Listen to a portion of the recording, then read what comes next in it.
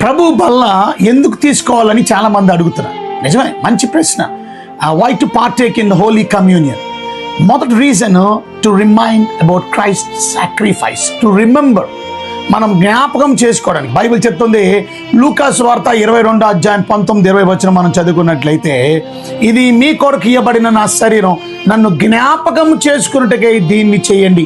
కనుక ప్రభు బల్ల మనం ఎందుకు తీసుకోవాలంటే ఆయన్ని జ్ఞాపకం చేసుకోవడానికి.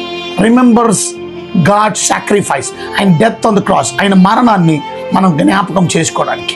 రెండు, మన విశ్వాసాన్ని మనం ప్రచురం చేయడానికి. బైబిల్ చెప్తుంది, మొదటి కొరింథీయులకు రాసిన పత్రిక 11:26 మీరు ఈ రొట్టెని తిని ఈ పాత్రలోనిది త్రాగునప్పుడల్లా ప్రభు వచ్చే వరకు ఆయన మరణమును ప్రచురించుదురు.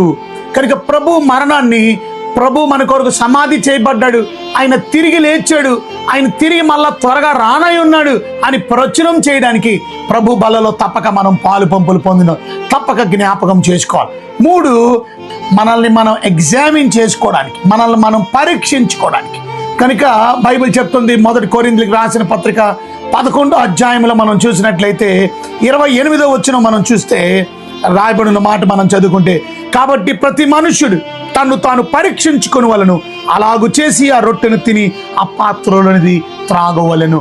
నిన్ను నువ్వు పరీక్ష చేసుకోవడానికి, నిన్ను నువ్వు ఎగ్జామిన్ చేసుకోవడానికి, నీ హార్ట్ ఎలా ఉంది, నువ్వు ఒకవేళ పొరపాట్లు ఏమైనా ఉంటే రిపెంటెన్స్, మార్మన్స్ పొందడానికి, నీ కృతజ్ఞత లేకపోతే నీ కృతజ్ఞత కలిగి మనసు ఉన్నదా లేదా, నిన్ను నువ్వు పరీక్షించుకోవడానికి ప్రభు బల్ల తీసుకో. నాలుగోది, ప్రభు బల్ల ఎందుకు తీసుకోవాలంటే బైబిల్ చెప్తుంది, to fellowship with Christ and the church.